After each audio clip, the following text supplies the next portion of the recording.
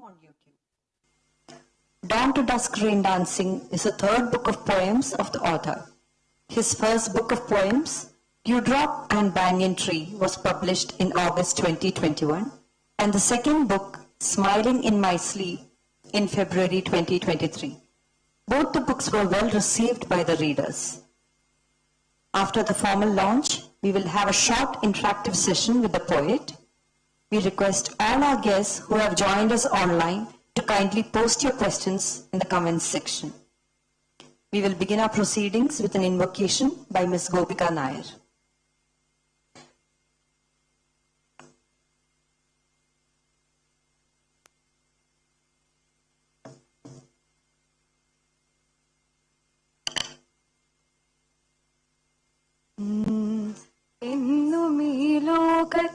ചൈതന്യമായി നിന്റെ കൈക്കുമ്പിളിൽ സ്നേഹതീർത്ഥമല്ലോ എന്നും ഈ ലോകത്തിൻ ചൈതന്യമായി നിന്റെ കൈക്കുമ്പിളിൽ സ്നേഹതീർത്ഥമല്ലോ നന്മകൾ നിറയുവാൻ കനിവോടരുൾ ചെയ്യുക കാരുണ്യവാനായ ജഗദീശ്വര നന്മകൾ നിറയുവാൻ കനിവോടരുൾ ചെയ്യുക കാരുണ്യവാനായ ജഗദീശ്വര നിൻ പ്രഭ ചൊരിയണം ശാന്തിയും നിറയണം പരമാർത്ഥ സത്യമറിഞ്ഞിടണം നിൻ പ്രഭ ചൊരിയണം ശാന്തിയും നിറയണം പരമാർത്ഥ സത്യമറിഞ്ഞിടണം എന്നും ഓരം മതൻ മക്കളായി കഴിയുവാനുള്ളം തുടിക്കുന്നു സദ്ഗുരുവേ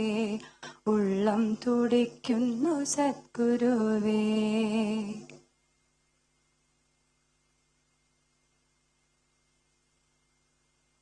Thank you, Gopika.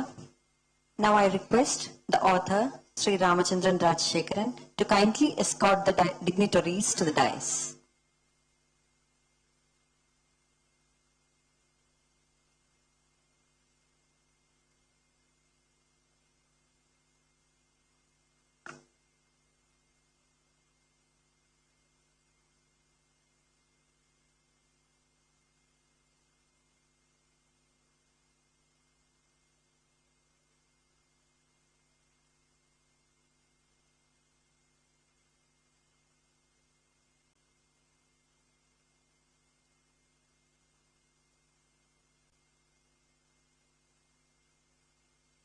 It is time for the presidential address from Venugopal C. Govind sir. He is one of India's most respected chartered accountants, finance professionals, and a multifaceted personality. He was the youngest district governor of then Rotary district, comprising the state of Tamil Nadu and Kerala and Sri Lanka. He was also a member of the board of directors of many corporate entities and governing bodies of many chambers of commerce and trade bodies in India. He was also a member of the Expert Advisory Committee of the Institute of Chartered Accountants, one of the most sought after orators. He can speak on any subject, be it profession, education, leadership, literature, and the like. He is currently the chairman of Bharatiya Vidya Bhavan, Kochi Kendra. Over to you, sir.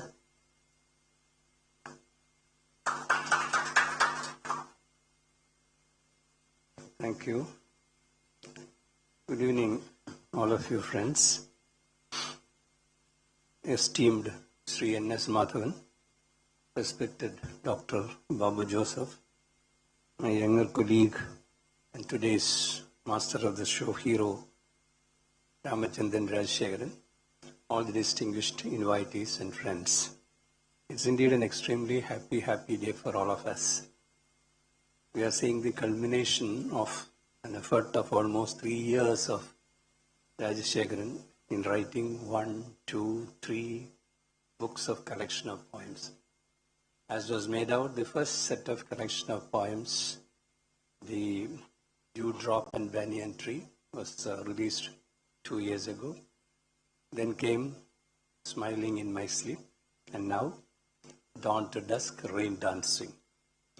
All these 3 books, I had the privilege to write the prologue or the foreword for all 3 of them. Fantastic, really very nice collection of set of poems. Poetry is a different world which we cannot imagine. Ordinary human beings as we are, poetry takes us to a different, sublime world of heights, ecstasy, hope, ambition, aspirations, whatever you can think of. Imagination has no bounds. It creates. Mind can travel faster than light or speed. Mind conquers everything. It's mind that matters.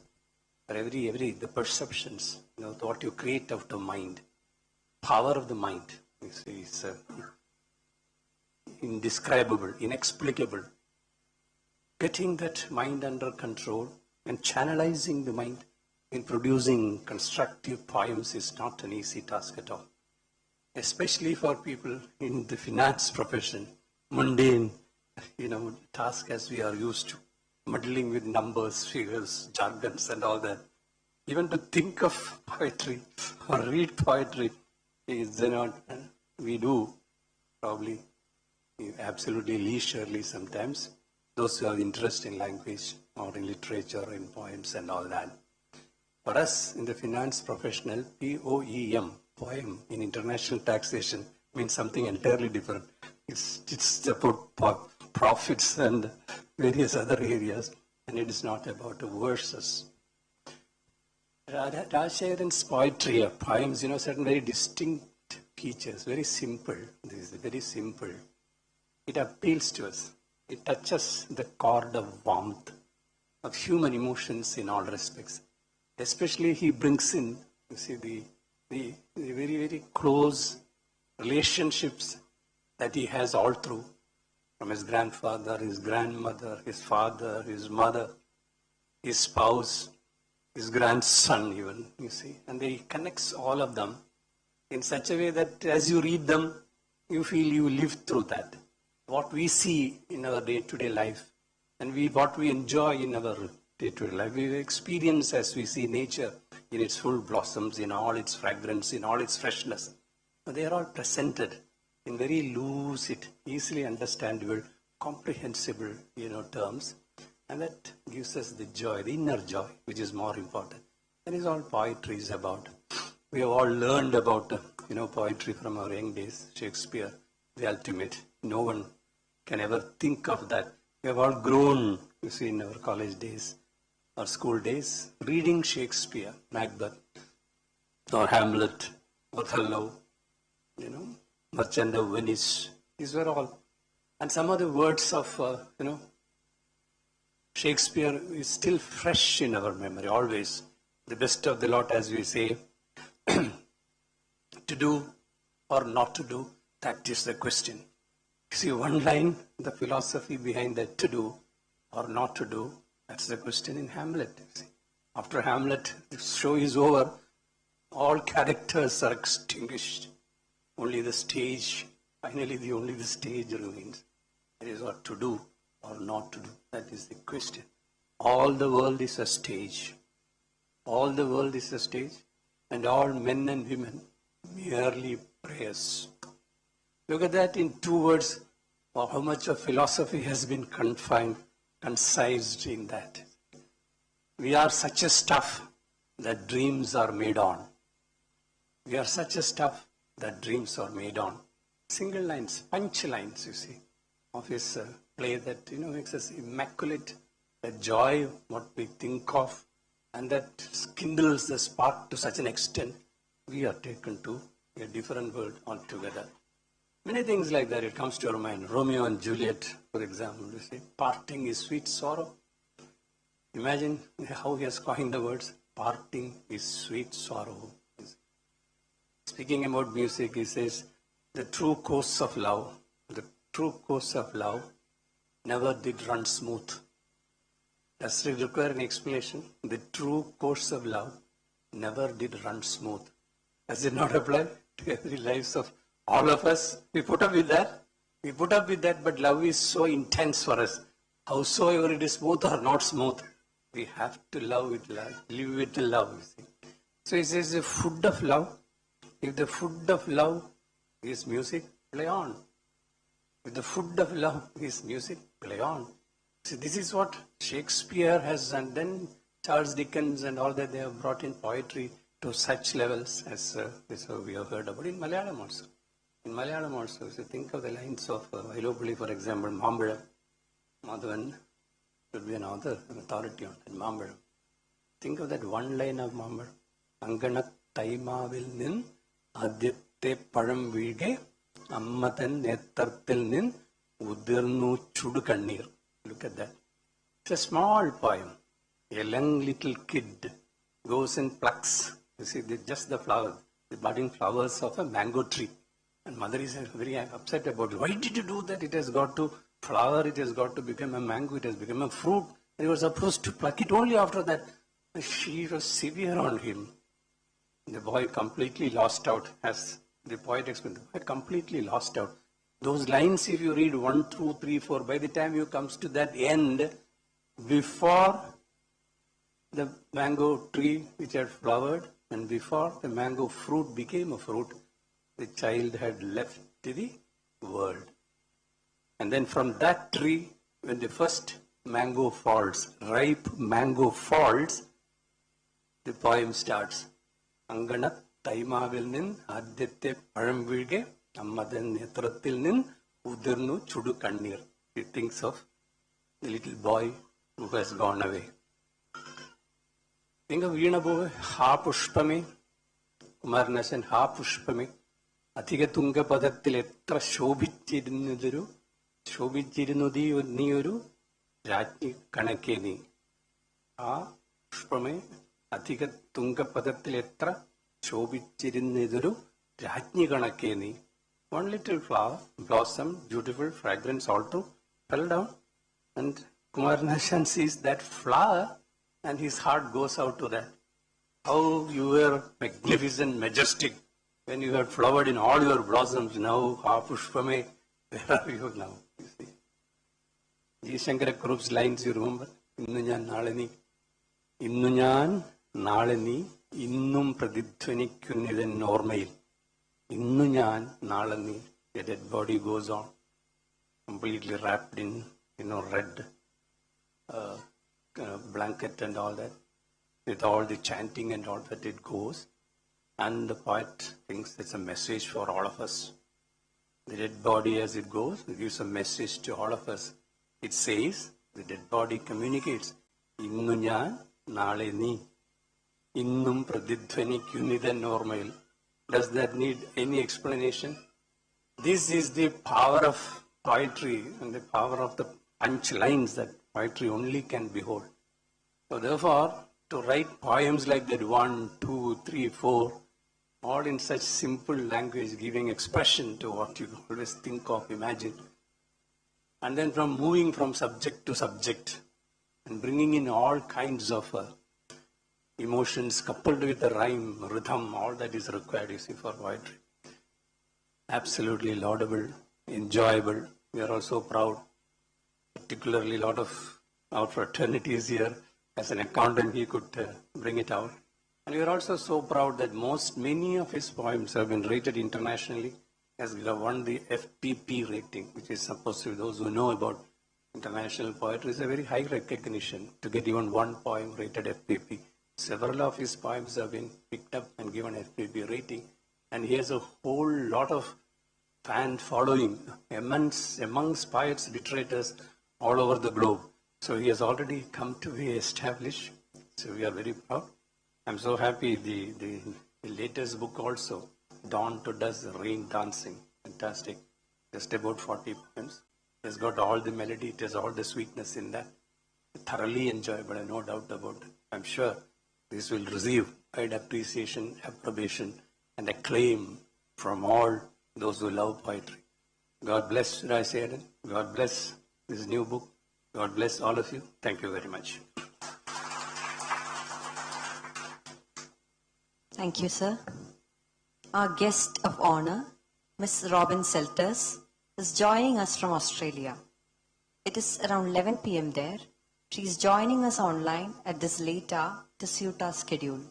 Her poetic ability to make moments in life or heartfelt thoughts into magnificent written pictures is amazing. Her poems are excellent and provide us with exceptional reading experiences. We can now listen to her. Raj, family, friends and esteemed guests. I consider it a great honour to be invited to speak before you all, to be part of this fine achievement. Another beautifully presented anthology entitled Dawn to Dusk, Rain Dancing. Raj is a prolific writer of engaging poetry that is thought-provoking, stirring and truly delightful. Whatever the topic, he uses metaphors skillfully. As he relates precious times with members of his family, observes the state of this earth and the natural world around him, comments on the responsibility of its citizens to hold this globe in trust and treat others with respect. And often there is a philosophical or spiritual perspective to appreciate. His compassionate care shines through in his candid but discreetly penned poems about the inequities in life, those who misuse their power, and the struggle for those less fortunate in a material sense. As he asks in his poem entitled, "Can we wash our hands clean?" In profound ways, Raj and what his fine poetic mind and heart create have touched our lives. He reflects not only on current events, but on observations of bygone days. Raj writes about happy instances of companionship with fellow students in university, and later with dear friends and close associates in this business world too. Those days as a boy or student may have passed, but the memories remain, along with precious times with his wife and beloved family. He shares moments with each of them, including memorable times with his parents and grandparents, all poets too, and we learn that his lovely sister also writes exquisite poetry. How proud he is too of his offspring and grandchildren, all rightly cherished. In this most recent book, one of his poems is entitled Birds, Rain and Umbrellas, and I so enjoyed the way Raj interacts with his grandson, who is being tenderly hummed to and carried around the library by his doting grandfather. Though not well, the little one notices and points at how the rain has deluged his favourite golden trumpet flowers and crepe jasmine, and asks, "Why do birds not carry umbrellas?"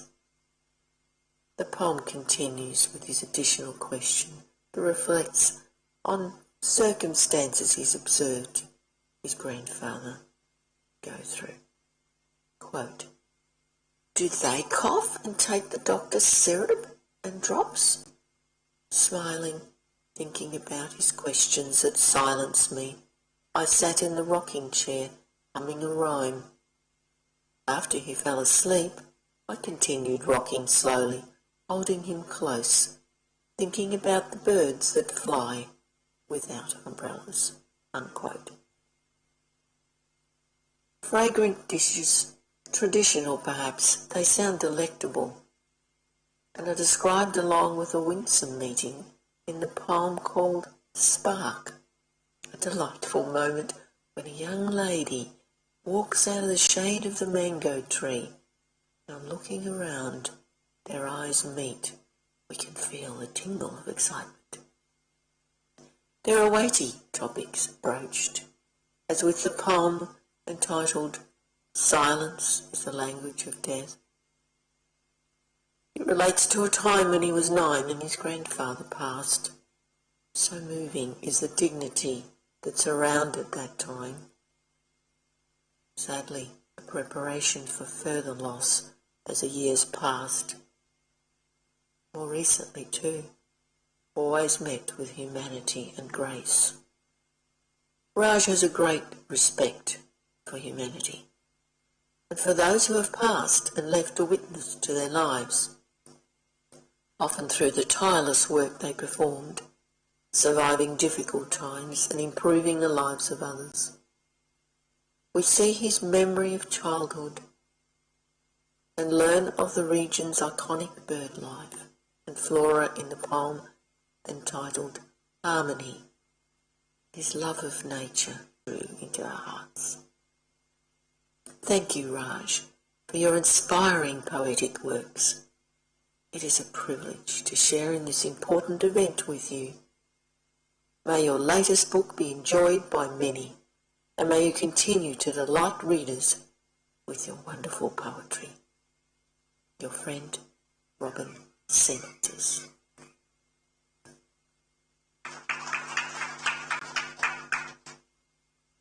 Thank you, ma'am. We now invite Sri N.S. Madhavan to release the book. Sri N.S. Madhavan is a well-known Indian writer. He is known for his novel, London Batteriyile Luttiniyagal, Litanies of the Dutch Battery, and short stories such as Higuita. He also writes contemporary columns in newspapers, central and state levels. So, over to you, sir.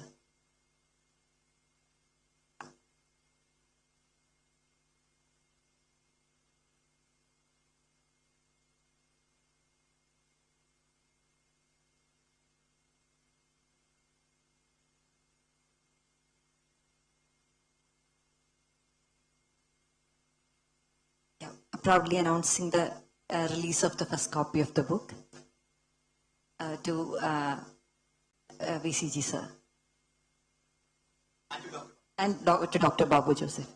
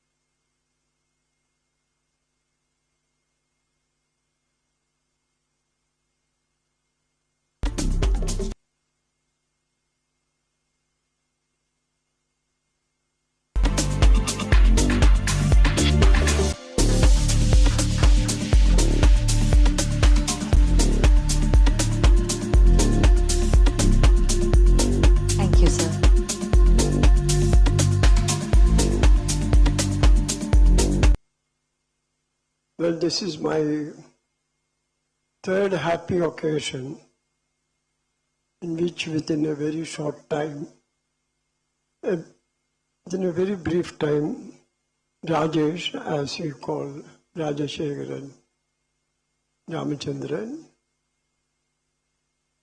participating in a book release. So this is the kind of creativity that is overflowing. I mean, I've been discussing about this with my scientist brother in UK. What has prompted in the latter half of Rajesh's life was a fountain of poetry, muse finding his way to his life. I mean, it's a very interesting study to make. This has happened before in literature. Nobel Prize winner Solzhenitsyn started writing at the age of 65. Then he went on to win a Nobel Prize. So this is not unusual, but this makes us very happy, especially when such surges of creativity happens to a person. I know Rajesh for more than 3 decades. His personality is exactly encapsulated in his poetry, his trio Valachigatal.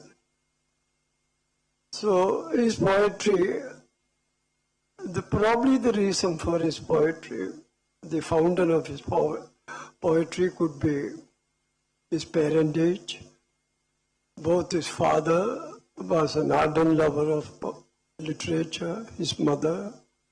I had the pleasure of knowing them both, and also his sister is also a creative person. So it's kind of world conspiring together to make him a poet. So he couldn't escape but becoming a poet.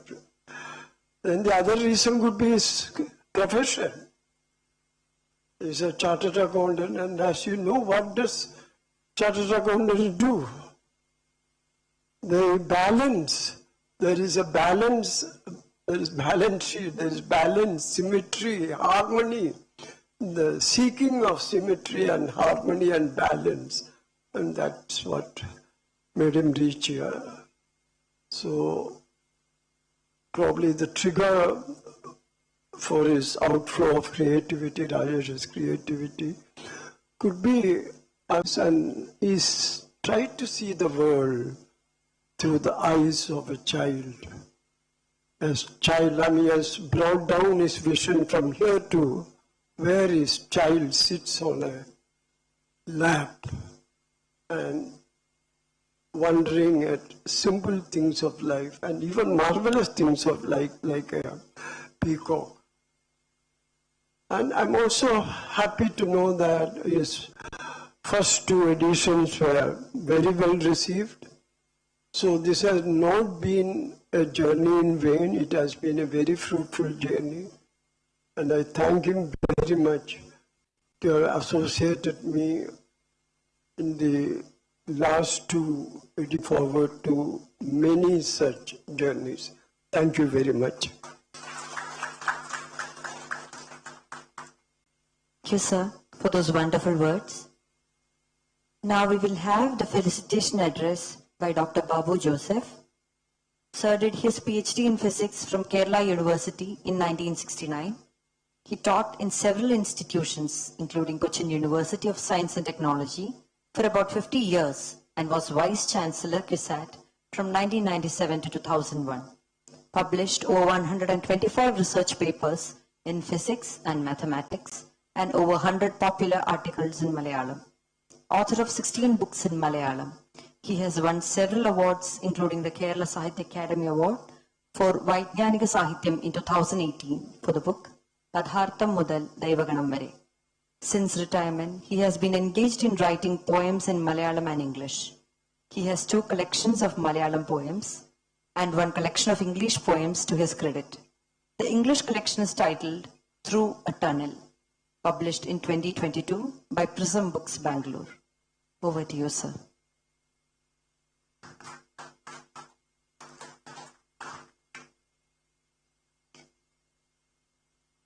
Friends,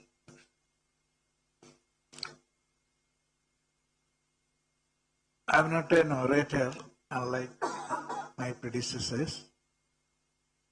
I'm more of an academician, and since I am also in the trade of writing poetry, I would like to share some smatterings that I have gathered from this branch of literature.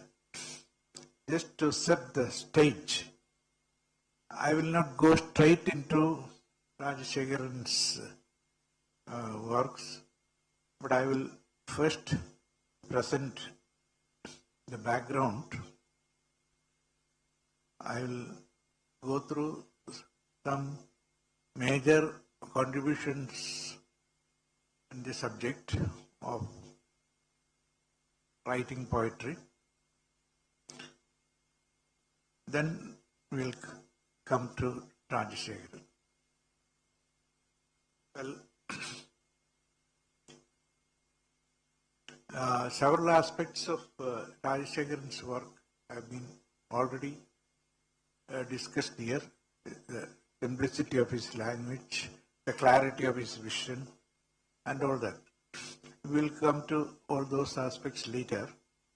But before that, let me start with the background of modern poetry. Well, You might have heard about Ezra Pound,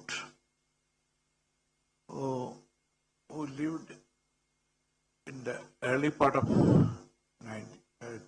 20th century. He was born in 1885 and passed away in 1972. He has been considered as the trailblazer for modern poetry.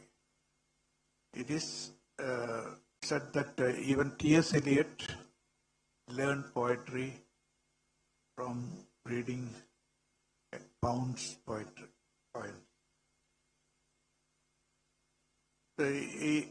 One of his books is titled The Spirit of Romance.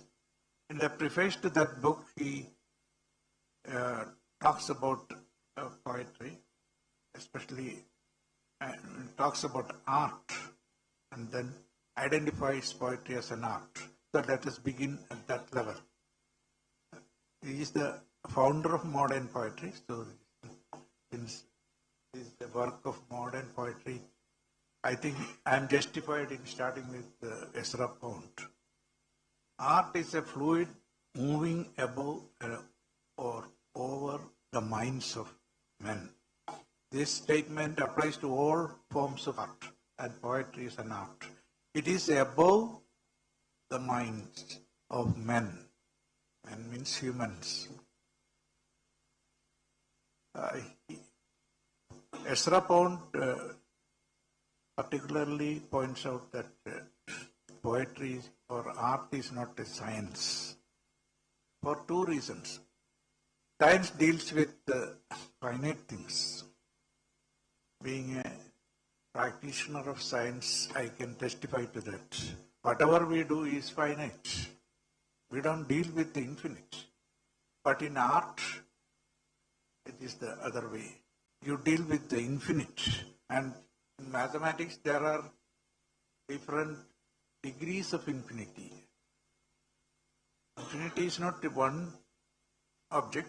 There are different grades or degrees of infinity. So, a poet deals with the infinite, the universe, with reality. He deals with not the objective universe, but with the spiritual universe. The universe he recreates in his mind. And that is a spiritual thing, because it is the product of his spirit. All this applies to Rajasekharan's poetry too. So that's why I am setting the stage in rather general terms. Then I have to say something that Louise Gluck, the lady poet or poetess or poet who received the Nobel Prize for Literature in 2020, American poet. In her essay titled Education of the Poet, she says that the fundamental experience of a poet is helplessness. Those who want to try their hands in poetry must take this lesson from Louise Gluck.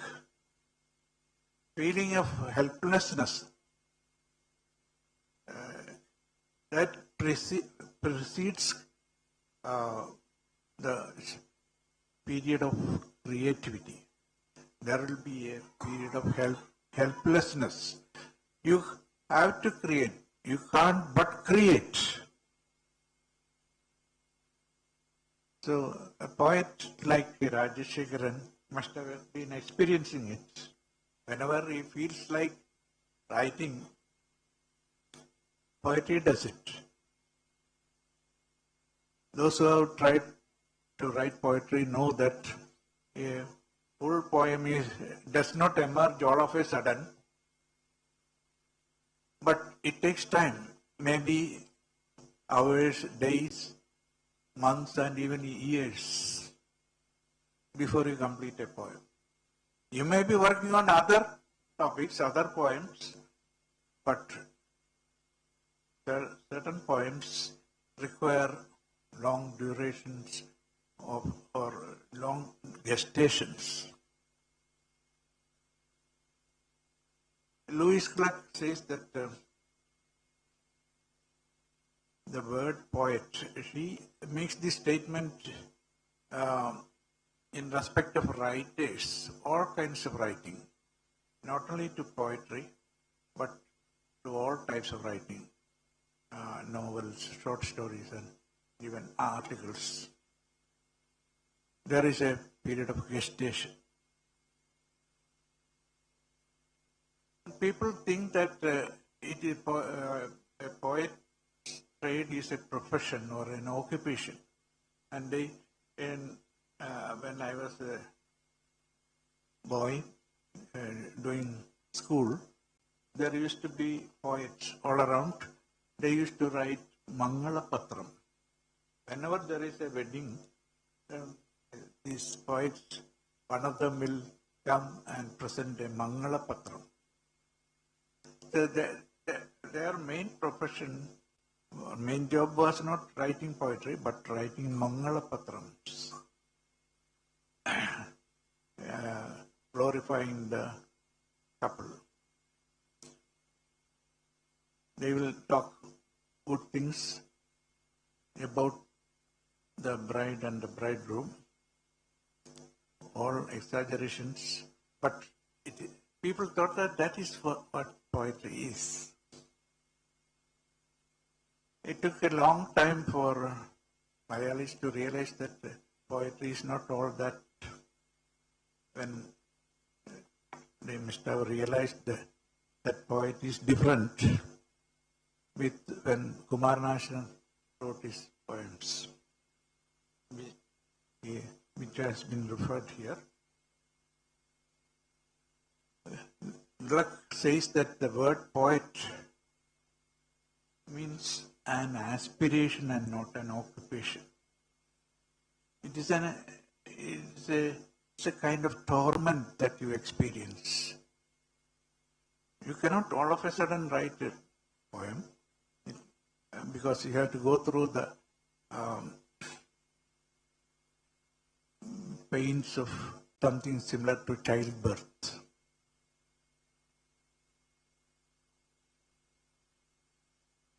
Then comes T.S. Eliot.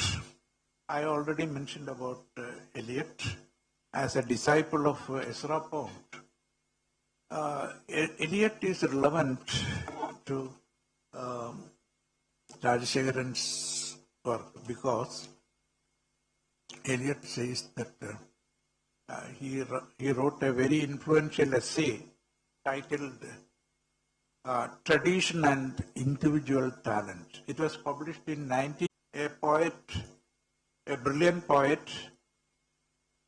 writes his own poem or poetry, and he thinks that it is his own creation. That's not true. He has drawn from the works of his predecessors, his ancestors. So there is a stage, there is a setting for a particular kind of creativity. A poet draws inspiration from not only his own parents, but from the other poets who have written great poems before. So great poetry emerges as a cumulative effect. The tradition plays a role, a very significant role in determining the quality of poetry. In the case of Rajasekharan, this is all the more true because he is the product of a family of imagination, poetic imagination, creativity. So I decided when Rajasekharan sent me copies of his previous books, I never thought that I would be asked to talk about his third poetry collection. But when I was asked to do this, I decided to go through all his works, all the three. The third one was released only today, but he supplied me with a PDF. So I have read almost all the poems in 3 books. And I found that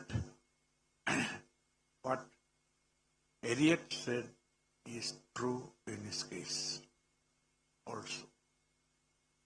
In Rajasekharan's case, you have to start with his father. So I read his father's collection of poems that I had read about a year ago when it was published. It is titled Epitaphs. Then in his family, he has a sister, a brilliant sister, Chandana. I'm not going to say anything about that. I will compare, or I will trace his creativity to that of his father and his mother. Mother, I don't know whether she wrote any poetry, but she used to write children's books. And I had the privilege of writing the foreword to one of those books, which is going through a new edition, thanks to DC. Ravi is here. I was asked to write the foreword to it. I am told that that book will be launched in a month or 2. T.K. Kalyanikutti, a very prolific children's writer, she was a teacher too. He must have influenced him also.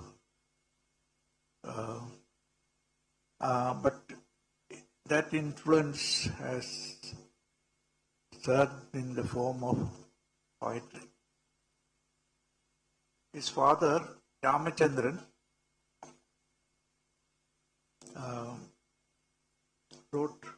used to write poems, but I don't think his children knew that until very late. And they discovered his poems. They have brought out a posthumous edition of his poems. They are very brilliant creations. I will quote a couple of themes on which both the father and son have touched upon. In this connection, I am reminded of another statement made by Louise Gluck in her famous essay. She says that love for poetry begins as a love for language. And I am surprised that a chartered accountant has fallen in love with words, let alone numbers. Words are probably substitute for numbers, at least in what is called Katapayadi. It's a system of number writing in traditional Malayalam mathematics. So we used to have great mathematicians in Kerala, some who lived a few hundreds of years ago.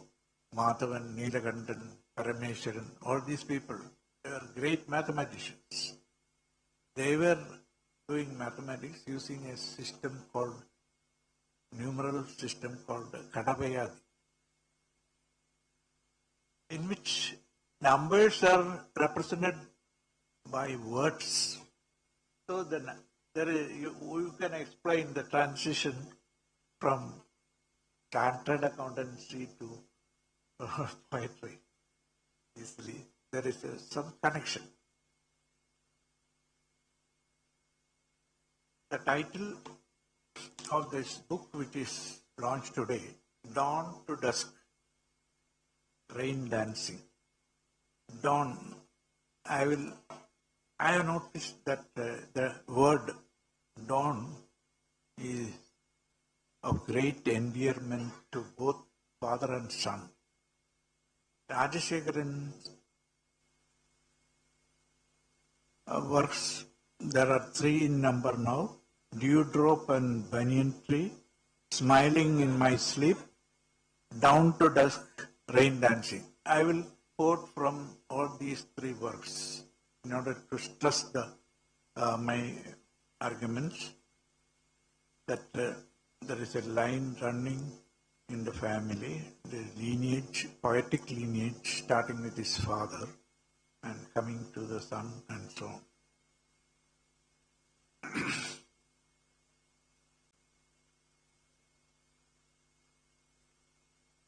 Dawn, that is the first word that attracts our attention. Dawn to Dusk, Rain Dancing. Ramachandran, his father, has written a poem on dawn. Dawn. I'll quote a couple of stanzas here. Those who are somewhat serious about knowing the quality of his poetry may please note. The river is about to sleep, to wake fresh in the dawn, as well as all the rest in the world. Unquote. Then another stanza. Each stanza consists of 3 lines in this poem. Next quote. Far away in the future, the mist will fade, revealing a bright morn. Unquote. Finally, I'll be sleeping then amidst the bushes green, enjoying the eternal dawn. That is what his father wrote. He speaks about the eternal dawn in which he'll be sleeping in the distant future.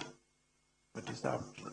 There is a reference to death, and I'll be coming to that aspect shortly, because both the father and son, and almost every poet, is in the orbit of death. We will be going around the theme of death at some time or other.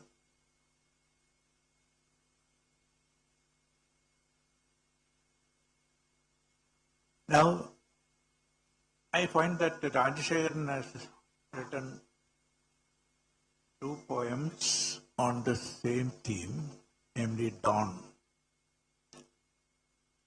He has written a poem under the title Another Dawn in the Hospital.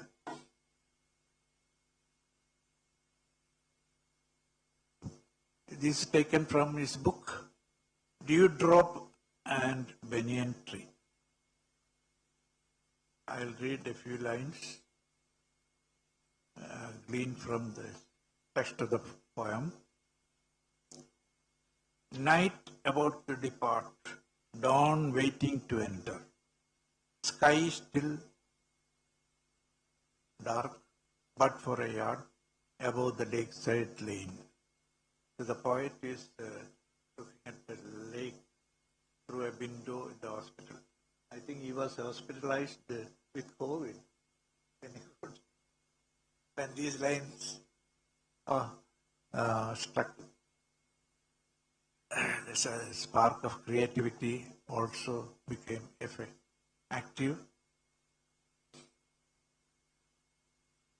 Then another stanza. The water most still reflection of the dawn in the pristine waters within the dark outline of shore beyond. No, I cannot. I'm sorry. Anyway, the idea is that he is looking at the reflection of the dawn on the water. The dawn is reflected in the young sun is captured, an image is captured in the water that he sees. He enjoys that sight. So you can compare this sight with what his father wrote. Father wrote about the eternal dawn. He writes about the reflection of the dawn in the water. Another poem referring to dawn he has written that appears in this book. Dawn to dusk, a rain dancing. The musky petrichor takes me to childhood in my native village. Blue-necked peacocks spread their tail feathers, pigmented brown reflecting blue, turquoise and green, lights iridescent colors from dawn to dusk, rain dancing. The idea is that the dawn he is presenting an image of what he saw in his childhood, a recollection of memory, childhood memory. He sees peacocks in his home village, Patambi. He has told me this, shared this information with me recently only, that there are a lot of peacocks in Patambi. He saw them dancing whenever there was raining. Whenever it is about to rain, the peacock spreads its wings, feathers, as shown there. So that sight he recaptures. That is a dawn. And then from dawn to dusk, rain dancing. That is another image. Rain dancing. Lights iridescent colors for dawn to dusk. Rain dancing. From dawn to dusk, it is raining. And rain, it's not monotonously doing something. Rain, there is a rhythm, there is music, as all of us must have noted. So this is what has attracted Mr. Rajasekharan. Another theme, I will not go on multiplying themes in which both father and son are interested, but this is the third theme I would like to share with you. There are number of poems on death. As I have already mentioned, death is a favorite theme for poets. RAMACHANDRAN, his father, has written 2 poems on death, namely Death and another one with the title Let Death Come in the Form of a Parrot. These are 2 poems written by RAMACHANDRAN, his father. Rajasekharan has written another set of 2 poems on death. The first one is titled Death. Like his father, he has chosen the same title, Death. And the second one is titled Silence is the Language of Death. I'll say a word or two about the second one. Silence is the language of death. That statement attracted me very, very much. Silence is the language of death. You will probably noticed that there is silence hanging over funeral grounds, cemeteries, and so on. Wherever death reigns, that is a province where death, the god of death, Yama or Kalan, reigns in such places. This complete silence, perfect silence. Silence is the language of death. That poem, I'll quote 2 lines from that poem. For me, a boy of 9, because it is based on an childhood experience. He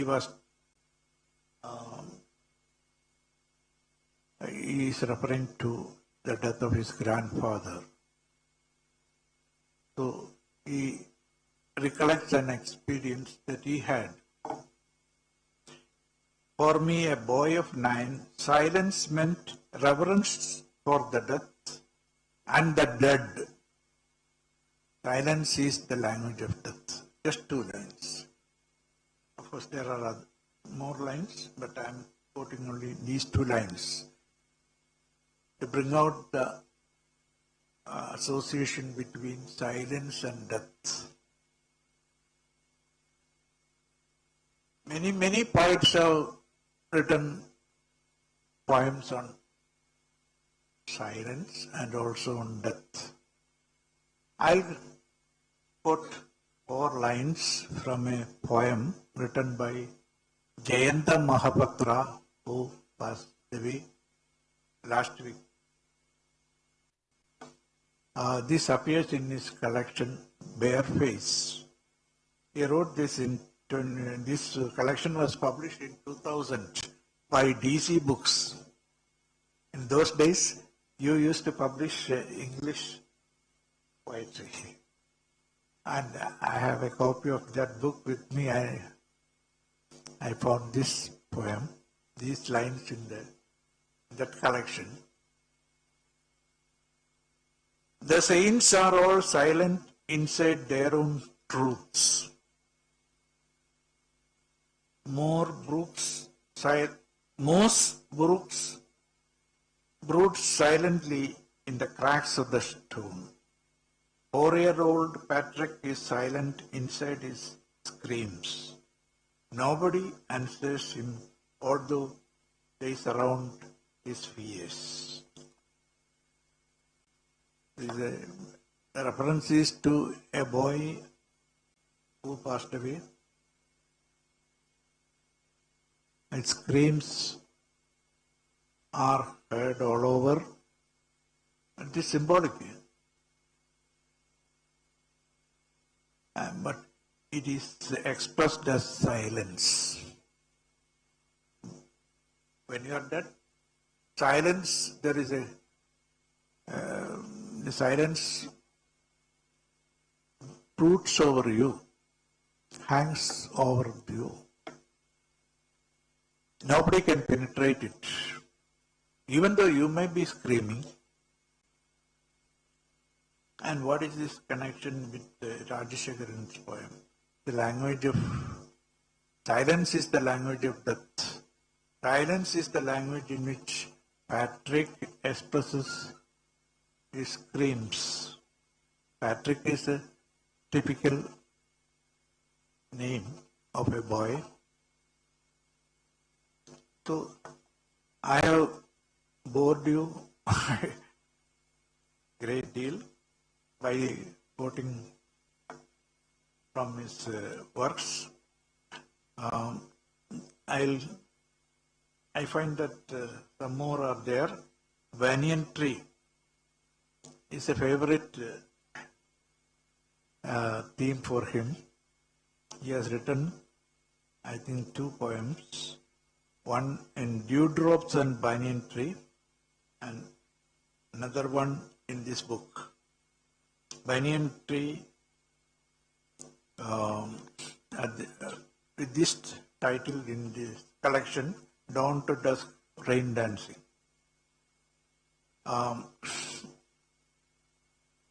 I will read a couple of lines from his first poem, namely taken from his book Dewdrops and Banyan Tree. Once the banyan tree asked the little dewdrop dripping from the shivering leaf, "Tell me, dear child, you inebriate in joys beginning from birth. As you dance down, I do not see a shadow of grief in your sweet and short life." These lines illustrate the simplicity, the beauty, the elegance, the clarity of his diction. The emotion. I have taken pains to present before you so many extracts from his viewer because this should provide a window on what he has been doing. His poetry is of a very high and it has already matured. I am happy to note that he deals with very simple themes, and as Mr. Venugopal C. Govind pointed out, his business, routine business is to see that figures balance, or he aims at harmony, symmetry. Incidentally, I find that he has written a beautiful poem with the title Harmony. And that is an example.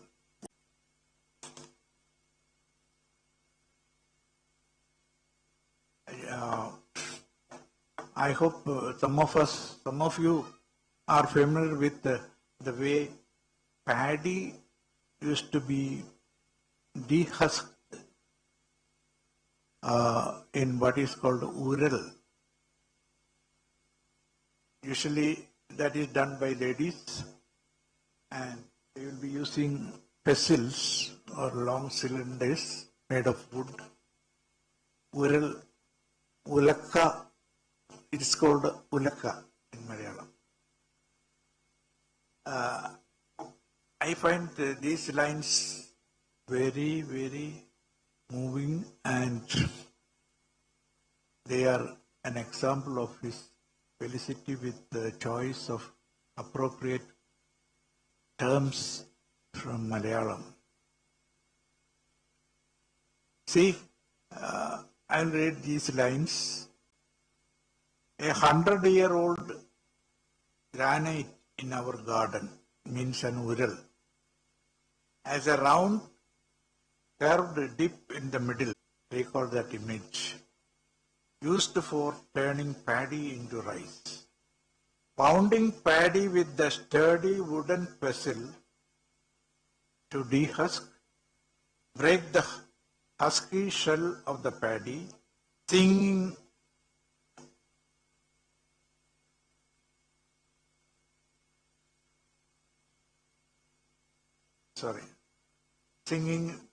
songs, their body swaying to the rhythm of the beat of the wooden pestle, a hazy memory of childhood.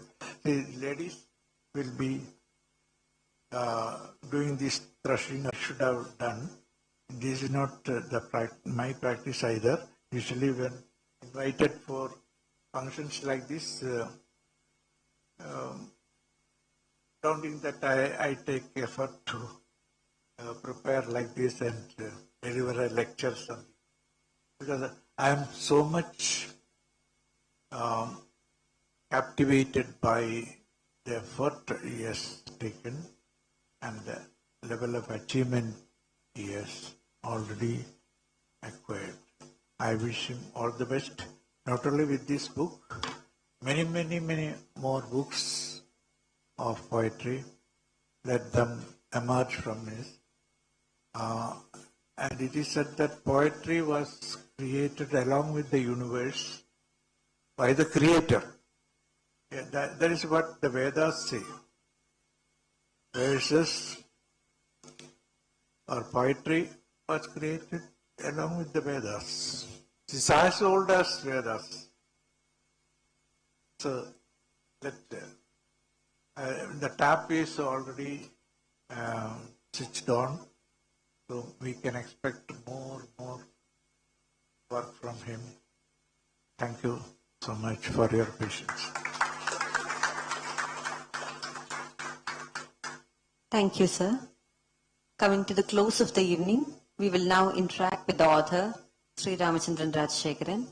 I invite sir to speak a few words on the book, after which we can also interact with him. Time for interaction is short, so be ready. Kindly be ready with your questions.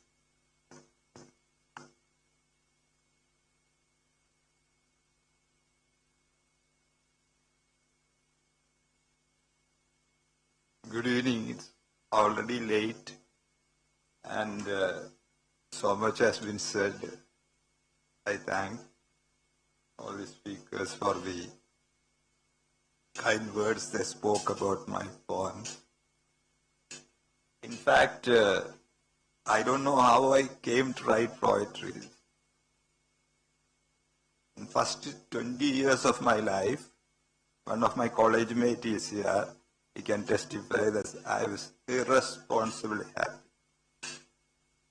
I was academically good, but I was not a very good student who is attending classes regularly. So I used to, like a hummingbird, I used to, not realizing that I'm doing a crime. I enjoyed that time of my life, anything more than that. It's not that I had many, I had a very thick purse. I had only 3-4 shirts and my purse were always lean. But I was very, very happy. That's a childhood. And my homely ambience was also so comfortable. They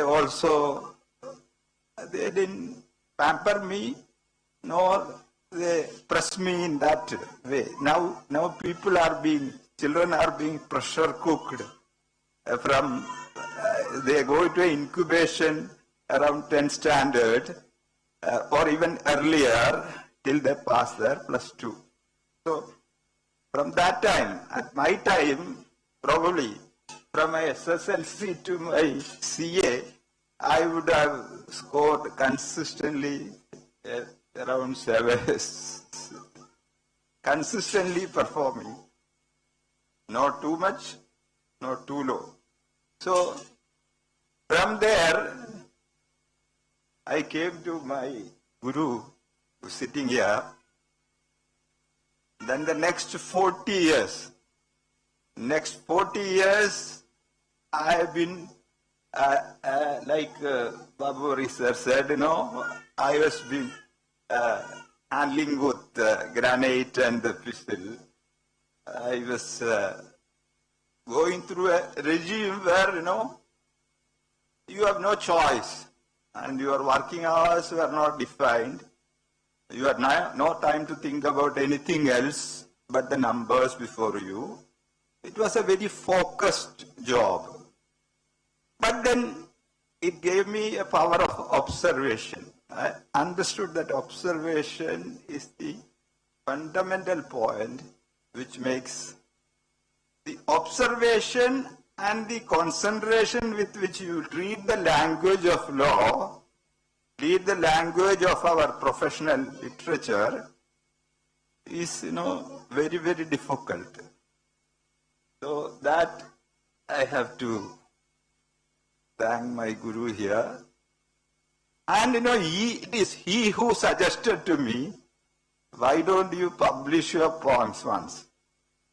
I used to scribble poems and then there is not too many people with whom I can interact at that time who knew poetry.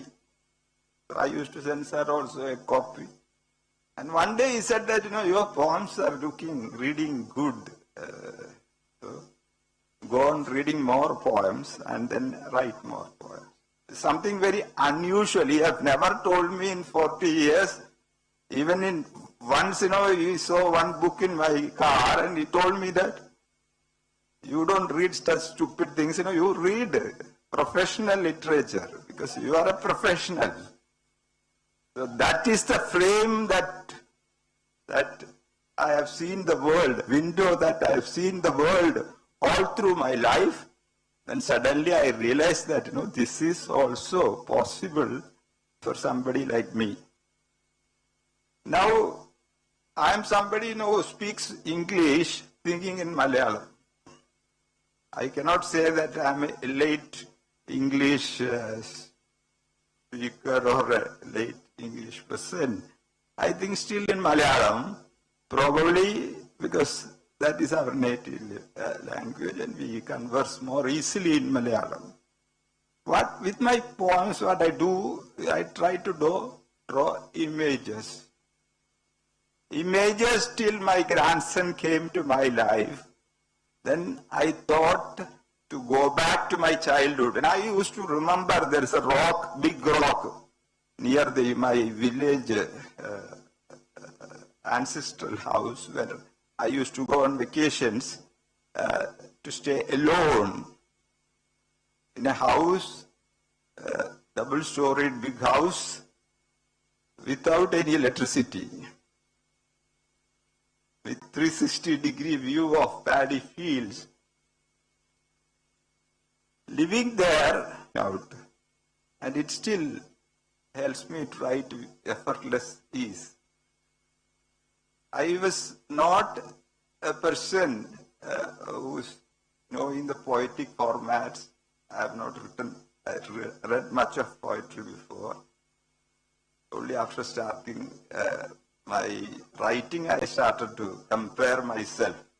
And I write in an international forum, and then I picked up a huge following. Then only I realized that I am a poet. There's something wonderful.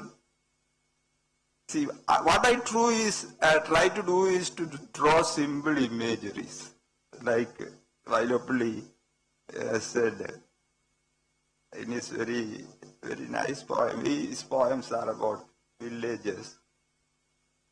Mele ഉള്ളിൽ അടുപ്പത്തു മൺകലത്തിൽ നല്ലൊരീ വെള്ളിയായി തുള്ളിടുമ്പോൾ മേലെ മധുരക്കിഴങ്ങുവള്ളി പോലെ പുക പടർന്നേറിടുമ്പോൾ അങ്ങാശുകോലായിലമ്മ ചോറിൻ ചങ്ങാതിമാരെ ചമച്ചിടുമ്പോൾ അഞ്ഞൂത്തിമിർക്കുമോരുണ്ണി മുമ്പിൽ ഞാഞ്ഞൂലുമായി പടവെട്ടവേ.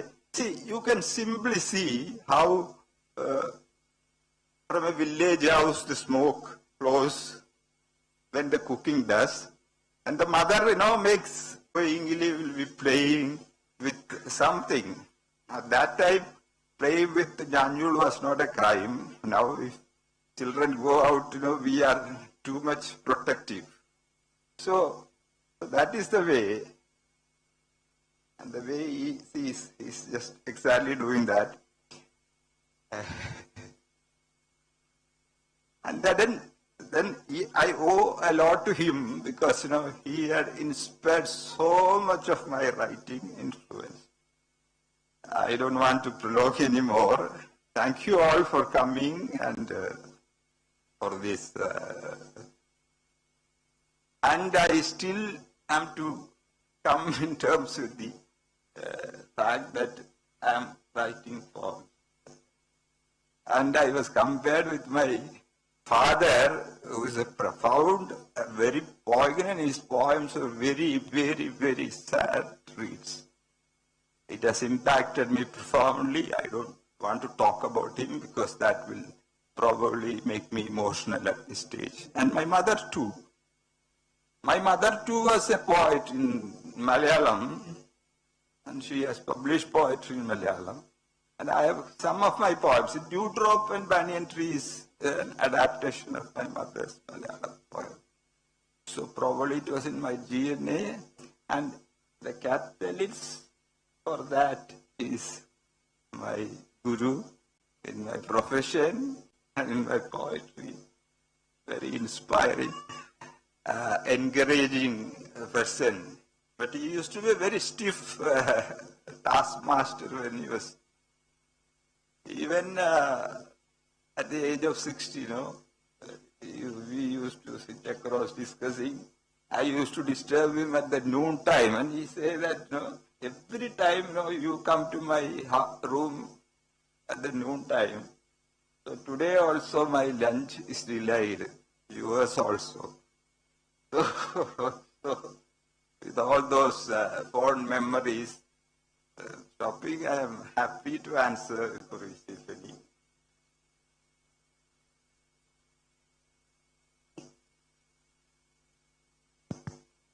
Now we'll be taking questions from the audience, please.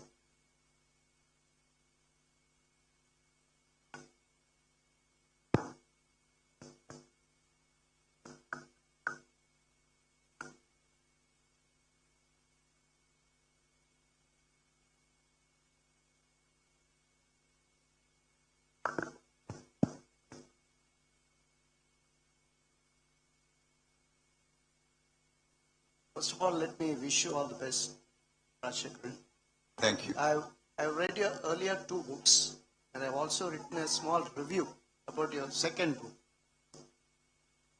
My question is, how do you switch on and off from the drab world of numbers to the romantic world of words?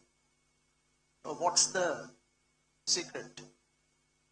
I know you are a very, very learned and very respected banker, but I would call the world of numbers as a trap world. Actually, there is poetry in numbers also. The point is how we perceive what is before us. How we perceive what is before us. Every time we are employing some sort of intellectual activity while dealing with numbers and dealing with words. So what we are trying to do as accountants, authenticating accountants, we try to ensure what we certify is as true and correct or true and fair as it could probably be. We strive to ensure that. In poetry also we are striving to capture the image of life as it is. Nothing beyond, nothing less. I cannot say life or death or birth can be different. I cannot perceive differently. If I perceive it differently, it will not be accepted. So I don't think there is much of a difference. I said, sir, you agree? That, yeah. Thank you. I hope it answers your question.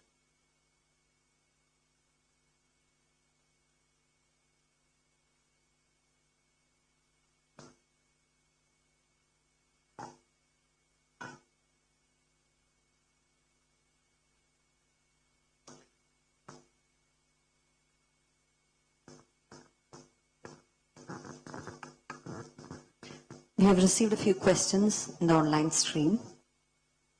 Due to paucity of time, we will be taking one or two. Mr. Nikhil has asked, so how can poetry impact contemporary society when poetry readership is very small? I don't know because I write an international forum. Within a short span of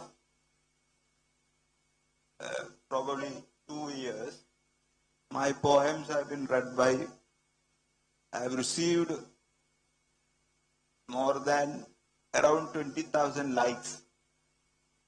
That means I write a poetry only once in a week.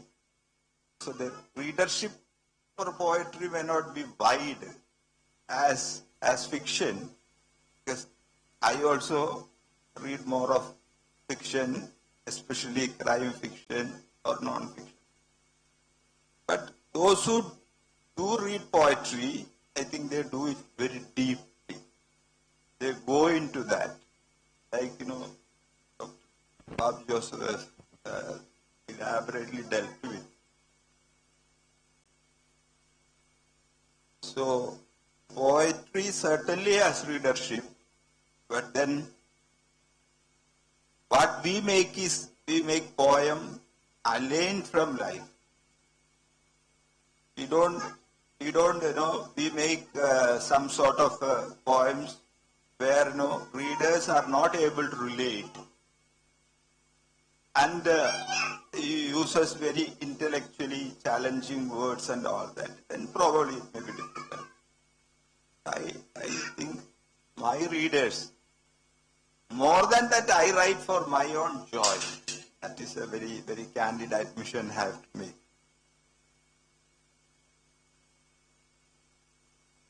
I hope your question is answered, sir. Mr. Srinath asks, how does Indian poetry in English fare compared to poetry written in Indian languages? Every poetry has, language is only a medium to convey. What probably Babu Joseph sir has elaborated with that, writing poems in Malayalam or English or any other language, Spanish, French. Because I am in an international forum, I can see that poets who write in different languages and they give the translations also. Like one of my poems called One Light was translated into French by a poet there. So that happens.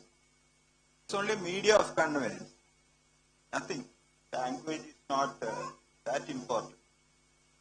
And I don't think Malayalam poetry is anyway subservient or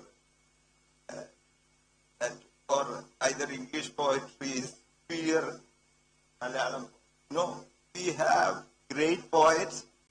We have very, very great poets, and they have written fantastic poems. There is Indian poets also, and the Mahabharata is the legend of a poet.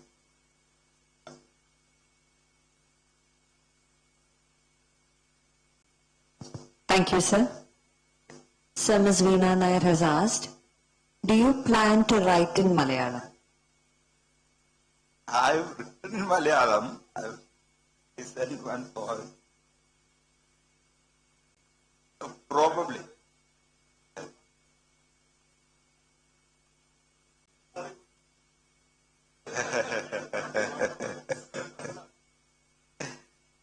It depends, certainly.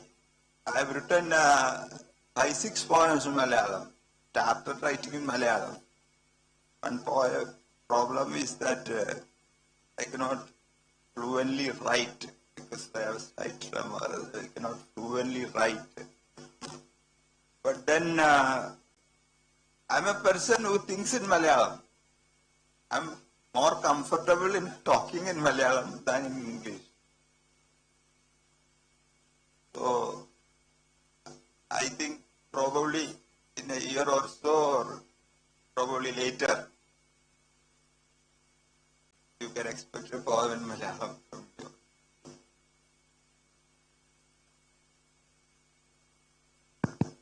Thank you, sir. Earlier, I write for my own joy. Publishing is to reach it to more people. And I was told by Ravi that if you sell 300 copies, then you can consider privileged, because that much only is the leadership. But my first poem crossed over 1,000 copies. The second poem in the first 6 months has crossed more than 800 copies. So happy that some people are liking my poem, buying my books, reading. So I thought all of you buy it, itself will be a good number.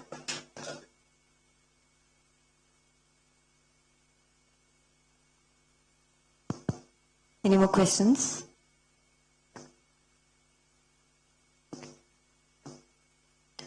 With this, the function is coming to an end. We request all of you to read the book, which is now available here. Those who wish to procure a copy of the book, signed by the author, may approach us. The paperback and Kindle version of the book is listed on Amazon internationally. The book is also available on all e-platforms in India, including Amazon. The book is also available across all DC and current bookstores in Kerala. I, Priyanka, thank all guests who joined us today. Signing off, wishing you all a great evening. Thank you.